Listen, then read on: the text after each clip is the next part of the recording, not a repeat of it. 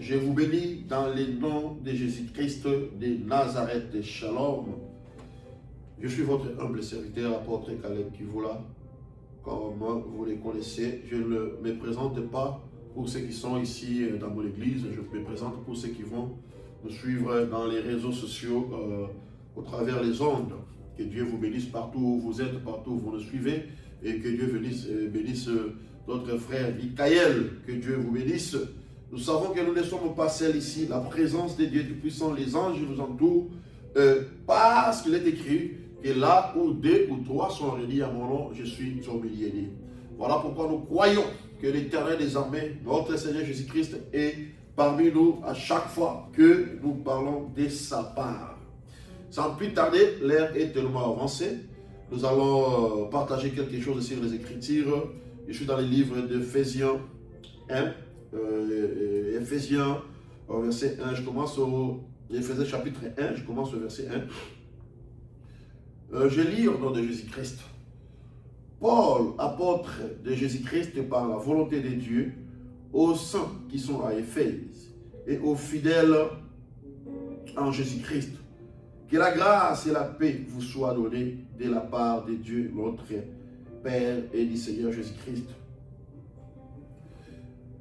Béni soit Dieu le Père de notre Seigneur Jésus-Christ, qui nous a bénis de toutes sortes de bénédictions spirituelles dans les lieux célestes en Jésus, en Christ. En lui, Dieu nous a élis avant la fondation du monde, pour que nous soyons saints et irrépréhensibles devant lui, nous ayant prédestinés dans son amour à être ses enfants d'adoption par Jésus-Christ, selon les bons plaisirs de sa volonté, à la louange de la gloire de sa grâce qui nous a accordé en son bien-aimé. En lui, nous avons la rédemption par son sang, la rémission de péché, selon la richesse de sa grâce, que Dieu a répandue abondamment sur nous par toute espèce de sagesse et d'intelligence, nous faisant connaître le ministère de sa volonté, selon le bienveillant dessein qu'il a formé en lui-même, pour le mettre en exécution, lorsque le temps serait accompli, de réunir toutes choses en Christ, celles qui sont dans les cieux et celles qui sont sur la terre.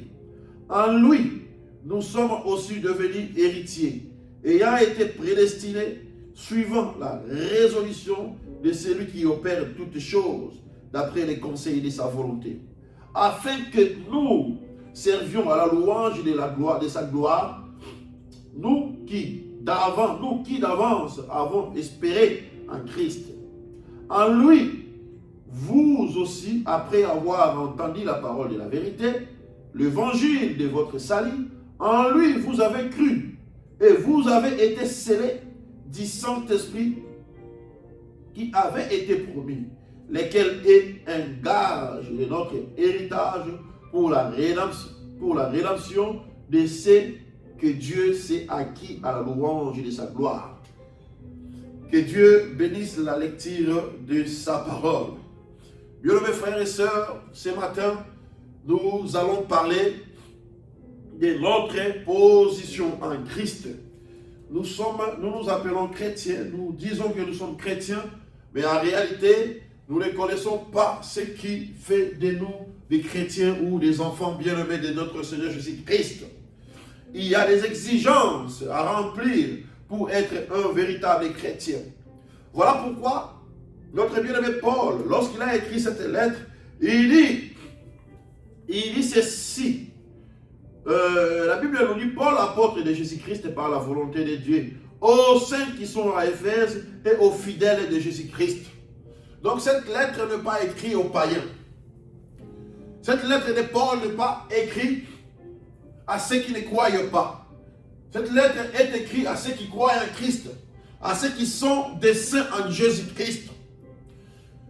Alléluia. Si on comprend bien, tout n'est pas écrit pour tout le monde. Il y a des enfants de Dieu qui sont, ou bien qui étaient déjà prédestinés dès avant la fondation du monde, qui était choisi par Dieu lui-même. C'est à ceux-là que Paul s'adresse. Ceux qui étaient prédestinés à la vie éternelle. Ceux qui étaient prédestinés à être des chrétiens. Ceux qui étaient prédestinés à croire à la parole de Dieu. C'est à ceux-là que s'adresse la parole de Dieu. Amen, amen. Est-ce que vous comprenez cela? Aujourd'hui, nous parlons de notre position en Christ. C'est quoi la position en Christ? Notre position en Christ, c'est quand nous entrons, nous sommes dans les corps de Christ. Quand nous sommes passés par les sangs de Jésus-Christ, passés par les sangs de Jésus-Christ et nous asseoir à côté de notre Maître. Amen, amen. Un chrétien est chrétien lorsqu'il est passé par les sangs, lorsqu'il est justifié, lorsqu'il est sanctifié, lorsqu'il a reçu les sceaux, les cachets du Saint-Esprit et qu'il a pris place dans le corps de Christ. C'est à ceux-là que cette lettre est écrite. Alléluia. Écoutez, bien-aimés, chaque chose doit se faire en son temps.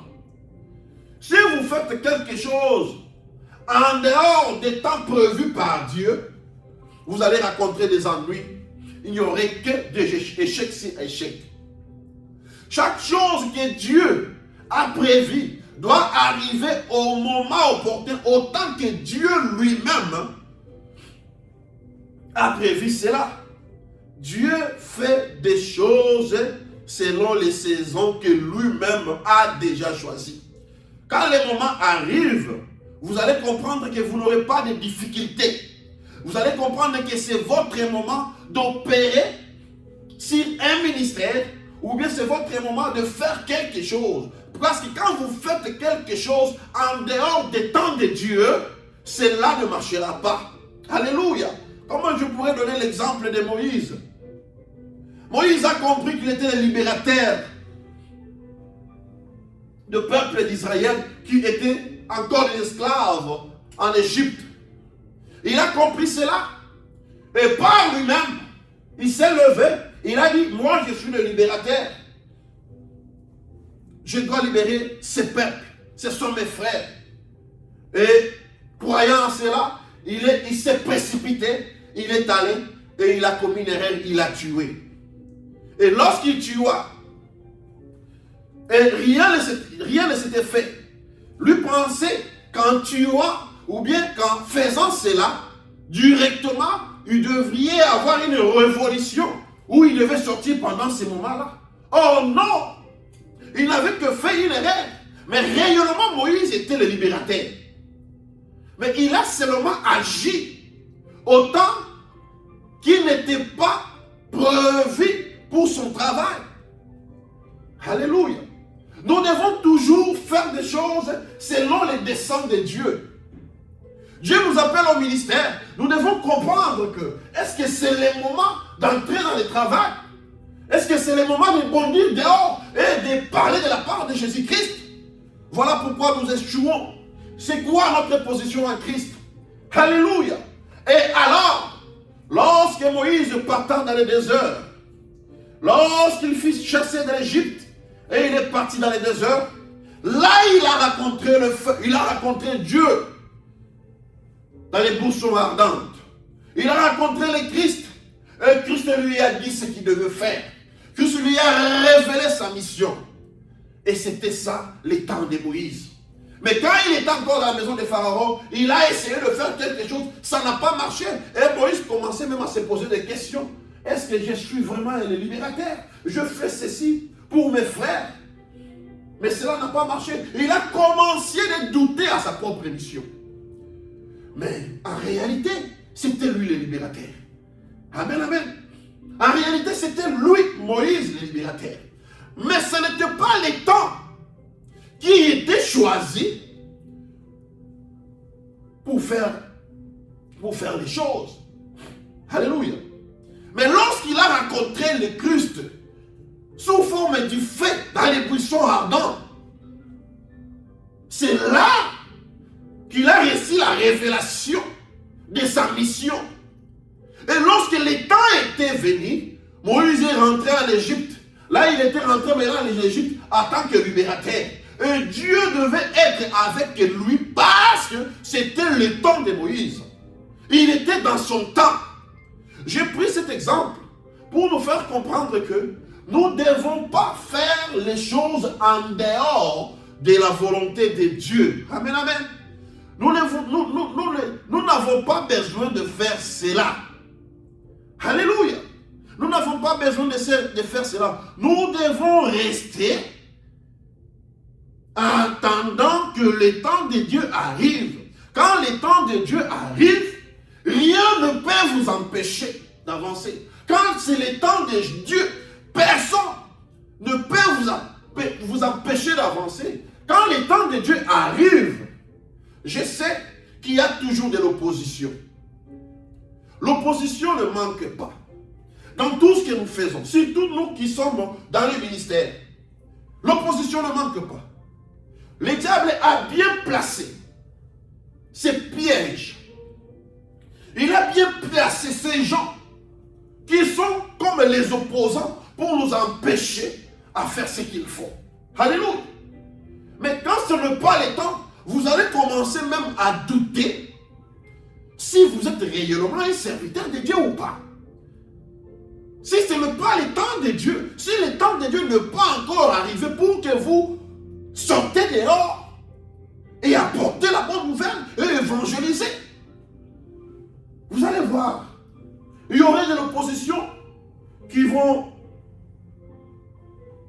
vous faire poser des questions. Si réellement vous êtes appelé à faire cela, si réellement vous êtes appelé à prêcher l'évangile, mais quand le temps arrive, quand vous êtes dans votre position, alléluia, quand vous êtes là où votre Dieu voulait que vous soyez, quand vous arrivez à ce moment-là, l'opposition ne fera rien.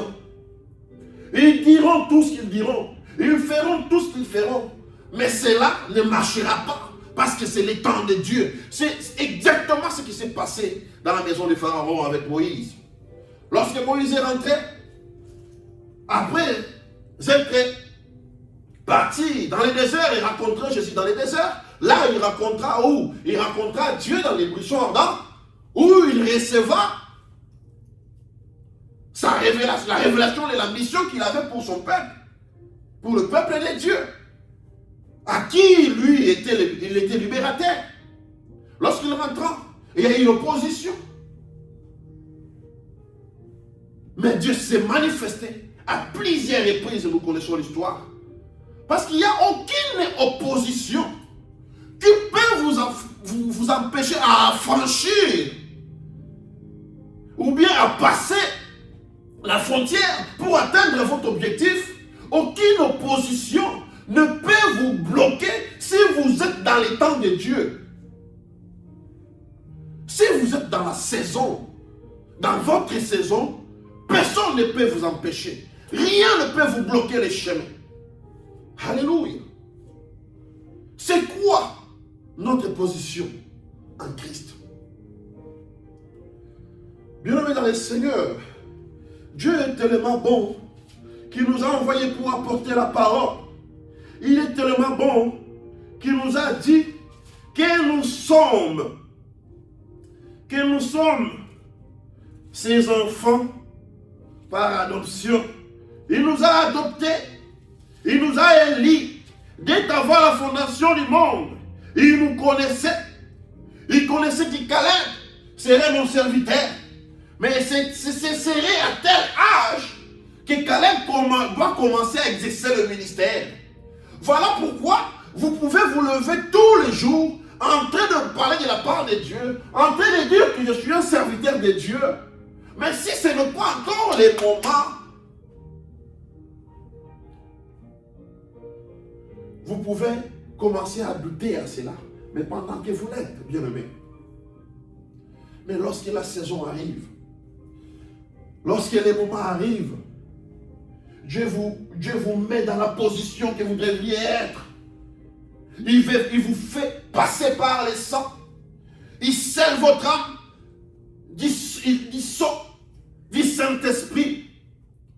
Vous faites partie de l'église corps de Christ, de l'église spirituelle de Jésus-Christ.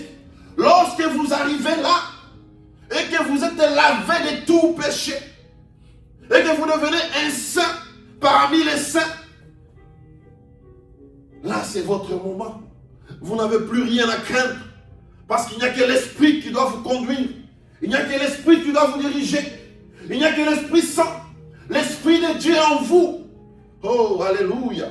Bien-aimé, le temps est tellement merveilleux parce qu'il faut attendre son temps. Il faut attendre sa saison.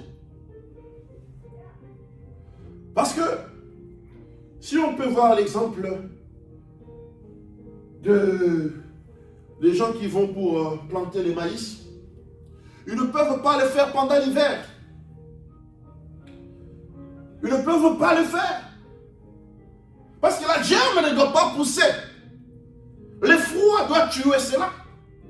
Mais cela resterait. Un maïs. Alléluia. Mais parce que ce n'est pas la saison, cela ne doit pas pousser.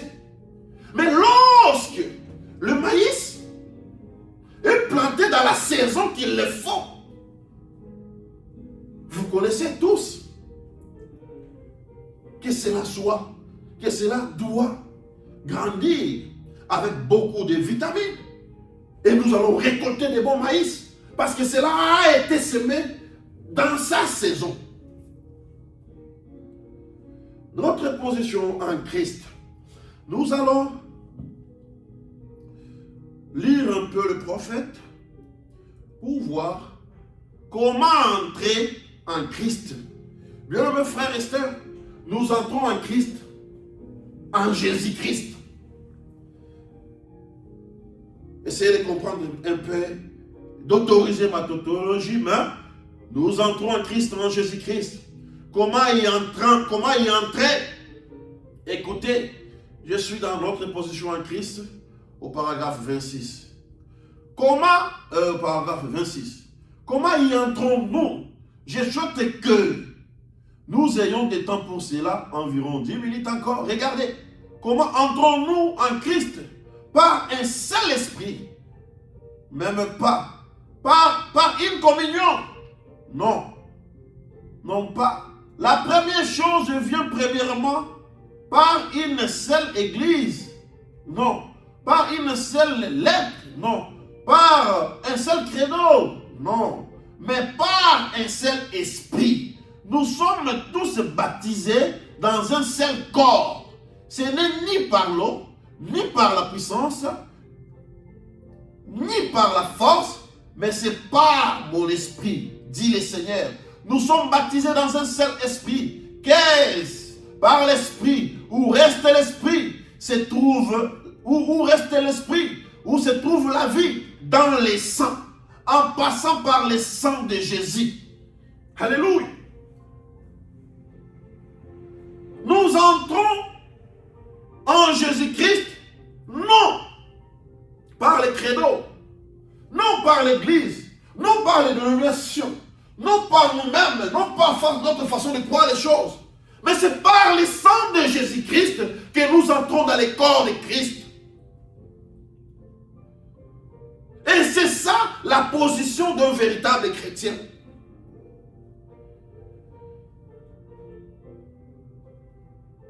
C'est ça la position d'un véritable chrétien. Notre position en Christ, c'est d'être dans le corps de Christ. C'est d'être en Jésus-Christ. Et il y a chaque chose pour ces temps. Mais ceux qui sont prédestinés à la vie éternelle sont des enfants bien-aimés de notre Seigneur Jésus-Christ. Je veux un peu lire dans les livres de Galates 4. J'ai lu au verset 1 et puis je vais descendre un peu pour essayer de de comprendre certaines choses qui sont liées à ce que nous prêchons ce matin. Alléluia. Je suis dans le livre de Galates 4. Or, aussi longtemps que l'héritier est enfant, je dis qu'il ne diffère en rien d'un esclave, quoi qu'il le soit le maître de tout. Mais il est sous les titères et les administrateurs jusqu'au temps marqué par les pères. Amen, amen. Ici, on parle toujours du temps. Comme le prophète l'a dit ici, que dans l'Ancien Testament, alors qu'un homme, là, je pense que nous devons les lire. Cela doit nous aider à comprendre facilement. Alléluia. Je suis toujours dans la même prédication, notre position en Christ. Je suis dans le paragraphe 38. Pour essayer de compléter ou bien d'expliquer Galates 4, qui dit: Or, aussi longtemps que l'héritier est enfant, j'ai dit qu'il ne diffère en rien de l'esclave, quoi qu'il soit le maître de tout. Mais il est sous des titères et des administrateurs jusqu'au temps marqué par les pères. Nous aussi, de la même manière, lorsque nous étions enfants, nous étions sous l'esclavage des rudiments du monde. Mais lorsque les temps ont été accomplis, Dieu envoya son fils né d'une femme née sous la loi, afin qu'il racheta ce qui était sous la loi, afin que nous réquissions l'adoption. Et parce que vous êtes fils, Dieu vous a envoyé dans nos cœurs. Dieu a envoyé dans nos cœurs l'esprit de son fils, lesquels crient Abba Père. Alléluia. Je suis dans le paragraphe 38. Le prophète dit ceci. Dans l'Ancien Testament, lorsqu'un homme avait un petit royaume, il était alors le père de ce royaume. Alléluia. Lorsqu'un homme avait son petit royaume, il était alors le père de ces royaumes. De cette petite période dans Saint Jean, cela fut même adopté. Il y a des années parmi les anglo-saxons, en Grande-Bretagne, même dans la traduction, plutôt la version du roi Jacques. Remarquez que Saint Jean 14 dit: dans la maison de mon père, il y a plusieurs palais. Cela paraît étrange d'avoir de palais dans une maison, mais c'est ce qu'il en est. C'est au temps de la version du roi Jacques. C'est plutôt une tradition. Tout homme qui avait un royaume, un roi, ses domaines lui appartenaient. Et on l'appelait le père. Et cela était appelé sa maison. Ses enfants, tous ces sujets lui appartenaient. Il avait un domaine. Il faisait partie de son domaine et cela était appelé sa maison. Ainsi il est dit.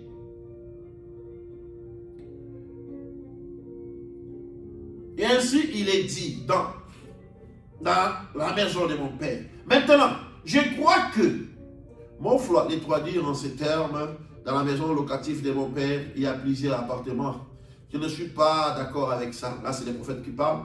Mais dans l'original, il est dit, dans les royaumes de mon père, il y a plusieurs palais. Cela sonne mieux, n'est-ce pas? C'est vrai. Maintenant, lorsqu'un homme, dans l'Ancien Testament, un juif en Palestine, où il était, qu'il fût, des tribus de Joseph ou d'Éphraïm, ou de n'importe quel, il avait ses propres loupins de terre qui lui appartenaient. Alléluia. Nous allons prendre l'exemple que le prophète a donné. Un homme, dans l'Ancien Testament, le prophète dit, dans l'Ancien Testament, lorsqu'un homme avait son petit royaume, il était le propriétaire, il était le père de ses royaumes. Alors, chaque fois que le roi où le père de ces royaumes donnait naissance à un fils, alors ce fils ne restait pas dans la maison de son père. On cherchait un tuteur, un instructeur qui devait prendre cet enfant, qui doit prendre soin de lui enseigner la façon de vivre, lui apprendre ce qu'il devait faire avant d'entrer dans sa maison, dans la maison de son père. C'est ce tuteur-là qui avait le droit d'enseigner l'enfant comment vivre dans la maison royale, jusqu'à ce que l'enfant doit comprendre, l'enfant doit atteindre un certain âge. C'est alors que le tuteur doit ramener l'enfant chez son père pour lui dire que non, l'enfant est maintenant capable de faire ce qu'il pouvait lui dire. L'enfant est capable d'agir comme ceci, il est capable d'aller au front, il est capable de tout faire. Mais si ce tuteur revenant auprès du père, lui dire que non, l'enfant ne comprend rien, l'enfant ne sait rien, l'enfant est petit, je lui dis fais ceci, il fait cela, je lui dis on doit agir comme ça, il agit comme cela, donc l'enfant n'est pas encore au niveau et tout. L'enfant restera toujours l'enfant du roi. Mais il n'aura pas la considération que le roi, que le père attendait de lui. Le père attend qu'un enfant vienne déjà au niveau où, même si lui n'est pas là, l'enfant prenne la relève. Voilà pourquoi on parle des temps. Chaque chose a son temps. Ce n'est pas un bébé, un petit garçon, quand il grandit, directement, on lui donne la signature de son père. Non. Il a des exigences, il a le principe à suivre. D'où le tuteur est obligé, ou le tuteur a été placé là pour enseigner à l'enfant jusqu'à atteindre la maturité avant d'aller auprès de son père. Et si cet enfant atteint la maturité, saisit tout ce que le tuteur lui disait, ou tout ce que le tuteur lui a dit, et que l'enfant atteint la maturité, il rentre à la maison de son père, et le roi doit adopter son enfant dans sa propre maison. Alléluia. Nous avons été prédestinés à la vie éternelle dès avant la fondation du monde. Mais Dieu nous a envoyé son Fils unique, le Saint-Esprit de Dieu, qui est comme notre tuteur pour nous préparer. Nous devons attendre le moment. Et quand nous rentrons par adoption, Jésus-Christ nous reçoit dans sa propre maison. C'est notre propre maison. C'est notre Père. Mais il nous a laissé, il nous a donné un tuteur qui devait nous enseigner la parole, qui devait nous enseigner, nous apprendre comment marcher, comment faire les choses. Et quand le moment serait venu, le tuteur nous ramène auprès du maître. Il dit non, Caleb c'est un excellent enfant. Il a accompli tout ce que je lui ai dit. Alléluia. Le tuteur c'est le Saint-Esprit. Oh, pour entrer dans le corps de Christ, pour entrer dans le corps mystique de notre Seigneur Jésus-Christ, nous devons être scellés du Saint-Esprit dans nos âmes. Nous devons recevoir ces sceaux, parce que ces sceaux, c'est ce qui prouve au Père que nous sommes capables de rester ensemble, autour d'une table, manger, partager des idées. Alléluia. Quand cet enfant entre dans la maison, rentre dans la maison de son père, étant maintenant capable, qui atteint la maturité. Alléluia. Sa signature serait autant valable que celui de son père. Quand vous venez dans la maison de son père et que vous voulez faire sortir quelque chose, vous avez besoin d'une autorisation quelconque pour aller quelque part. Oh, l'armée devait sortir. La signature de l'enfant serait autant valable que celui de son père. Pourquoi? Parce qu'il a atteint la maturité. Il a dit, allez partout dans le monde prêcher la bonne nouvelle. Mais vous devrez attendre le temps. Vous devez passer par les brisements. Le Saint-Esprit doit faire son travail. C'est ça le travail des tuteurs.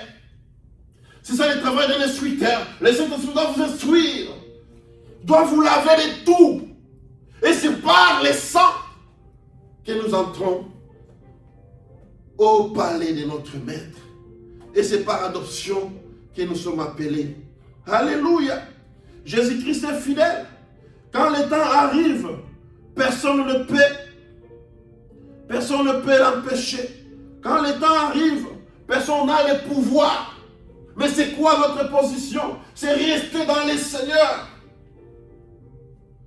C'est rester ensemble avec le frère. Dieu ne nous donne pas les ministères pour critiquer. Il ne donne pas les ministères ou bien pour avoir des succès dans les ministères. On ne doit pas parler à mal des autres. On ne doit pas parler à mal des autres prédicateurs.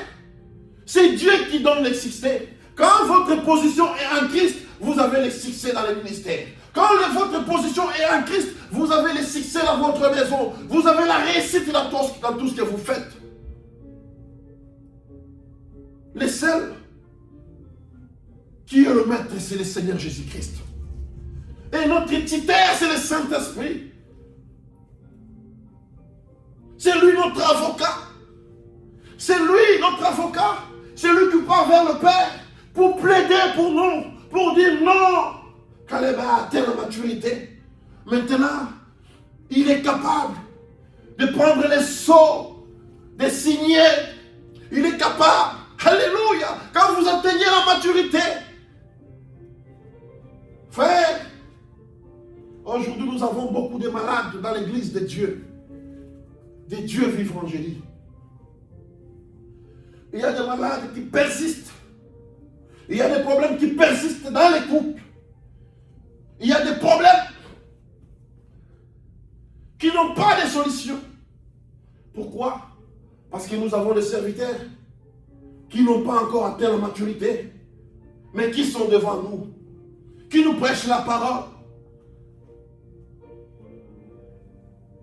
Voilà pourquoi ils peuvent imposer les mains.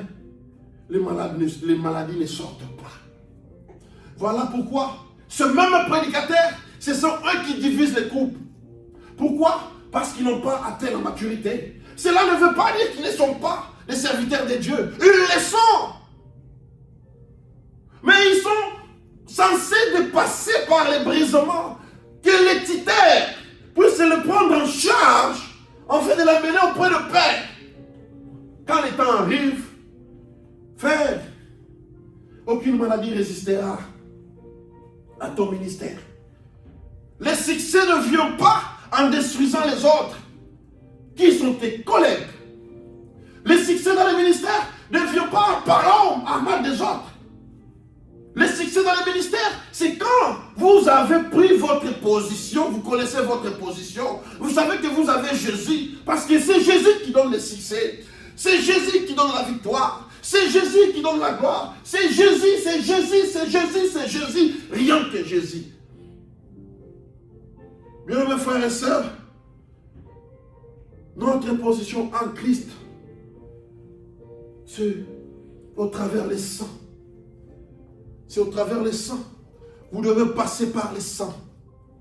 Vous devez reconnaître qui est votre maître. Oh, alléluia. Vous avez déjà été élis dès avant la fondation du monde. Voilà pourquoi l'apôtre Paul dit, cette lettre est adressée aux saints. Aux saints. La lettre n'est pas adressée à tout le monde.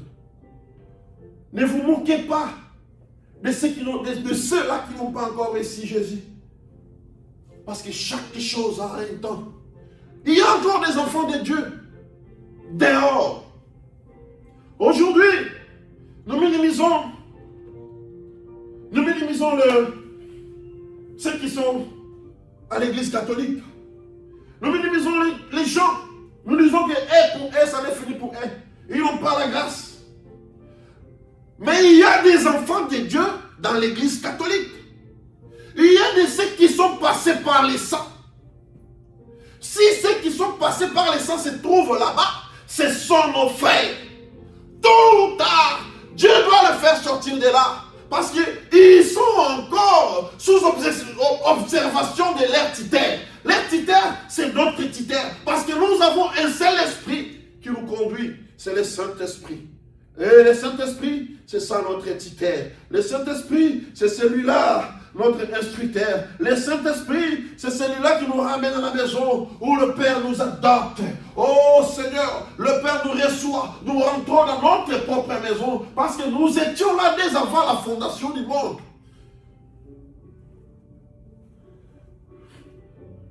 Alléluia. Nous sommes adoptés. Adoptés par qui? Par notre propre Père. Pourquoi? Parce qu'il nous a d'abord laissé quelque part avec son instructeur. Nous devons atteindre la maturité. Alléluia. Alléluia. Nous devons comprendre qui nous sommes réellement. Nous sommes les enfants des Tout-Puissants. Nous sommes les enfants des Tout-Puissants. Nous devons toujours nous référer à notre Dieu. Quand tout va mal, nous avons un Père. Quand tout ne marche pas, nous avons un Père qui est le Seigneur Jésus-Christ. Voilà pourquoi, dans cette barque où étaient les disciples, lorsque le vent tanguait la barque, ils pleuraient. Ils ont essayé de toute leur force pour essayer de stabiliser les barques, mais rien ne marchait. Mais ils ont compris, mais non, on ne peut pas le faire seul. Nous avons un maître. Le maître est là. Quand vous avez un problème, référez-vous au maître. Quand le maître est sorti, il a dit, il n'a que prononcé un mot. Parce que c'est lui le maître de l'univers. Il a demandé le calme. Et le calme était venu. Les vents ne bougeaient plus. L'eau ne bougeait plus. C'était la parole du maître. Nous devons toujours nous référer à lui. Nous devons saisir à quoi est notre force. Notre force est en Jésus. Rien d'autre. Ici dans cette église, nous croyons au Seigneur Jésus-Christ comme Seigneur et Sauveur. Ici dans cette église, nous ne chassons pas les gens. Ici dans cette église, nous recevons tout le monde. Parce qu'il a dit, venez à moi tel que vous êtes. C'est Dieu qui change. C'est Dieu qui transforme. Même si vous êtes un caleçon, nous vous invitons, venez ici. Le Dieu qui change s'occupera de vous. Moi, je ne fais que faire mon travail. Et Dieu s'occupe de l'opposition. Moi, j'avance. Et je laisse Dieu s'occuper des opposants qui se sont placés devant moi. Que seul Dieu s'occupe d'eux. Je m'en fous de tout ce que les gens diront. Mais ma position, c'est en Jésus-Christ. C'est parler de la part de Jésus. C'est ça ma position. Et rien ne va me changer. Et rien ne peut encore me faire quitter derrière cette chair. Si ce n'est que la mort. Et par la volonté de Dieu, bien évidemment. Parce que les hommes ne peuvent pas me prendre la vie. Si ce n'est pas la seule et unique volonté de notre Seigneur Jésus-Christ. Alléluia. Dieu est sauveur. Quand vous êtes là où vous deviez être, vous devez saisir la promesse. Dieu vous a dit, la promesse, je vous l'ai donnée. Je vous ai donné la ville. La ville était promise aux enfants d'Israël. Mais ils ont choisi 10 qui sont partis. Ils ont choisi 12 plutôt, qui sont partis pour voir d'abord ce qui s'était passé avant d'amener les groupes. Il y a un groupe de 12 qui sont partis, mais 10 sont revenus avec des déclarations d'infaillibilité. Ils ont dit non, ils ont de grands miracles, ils ont de grands soldats, nous ne pouvons pas rentrer là-bas.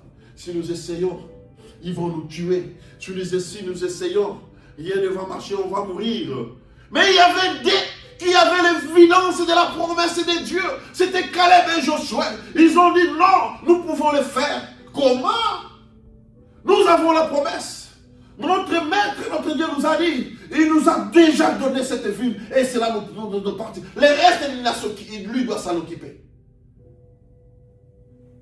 qu'il y ait des grands hommes, qu'il y ait des grands soldats, qu'il y ait des grands murailles. Cela ne nous intéresse pas. Nous avons l'évidence de la promesse de notre Père. Nous allons le faire. Nous allons récupérer la ville. Bien, mes frères et sœurs, appuyez-vous en Jésus. Parce que c'est en Jésus qu'il y a la victoire. Quand Dieu vous dit quelque chose, vous attendez, vous avez la promesse. Ne vous inquiétez pas. Ne vous tourmentez pas. Ne vous posez pas beaucoup de questions. Mais attendez jusqu'à ce que le temps arrivera. Quand le temps était arrivé, le peuple d'Israël ont récupéré la ville. Ils ont pris les moindres tours et coins de la ville et les ont récupérés. Parce qu'ils avaient la promesse. Et la promesse devait s'accomplir. Quel que soit les temps que cela a pris dans le désert, quel que soit les temps que cela a pris, mais la promesse devait s'accomplir. Pourquoi? Parce que leur position était dans la promesse de Dieu. Dieu leur avait dit que je vous ai déjà donné cela. Et ils n'ont pas changé. Ils ont dit Dieu nous les a donnés, on peut le faire. Appuyons-nous à Jésus. Jésus c'est lui le maître. Jésus c'est lui le roi des rois. En Jésus il y a la victoire. En Jésus il y a la paix. En Jésus, en Jésus, en Jésus il y a tout. En dehors de Jésus, il n'y a rien, bien mes frères et sœurs. En dehors de Jésus, il n'y a rien. Voilà pourquoi ce matin, bien mes frères et sœurs, je vous exhorte donc de vous appuyer en Jésus, d'entrer en Jésus-Christ, oh, de passer par le sang de Jésus. Alléluia. Nous avons déjà été prédestinés à la vie éternelle. Voilà pourquoi Paul dit que cette lettre est écrite au saints. Alléluia. Ne limitons pas nos frères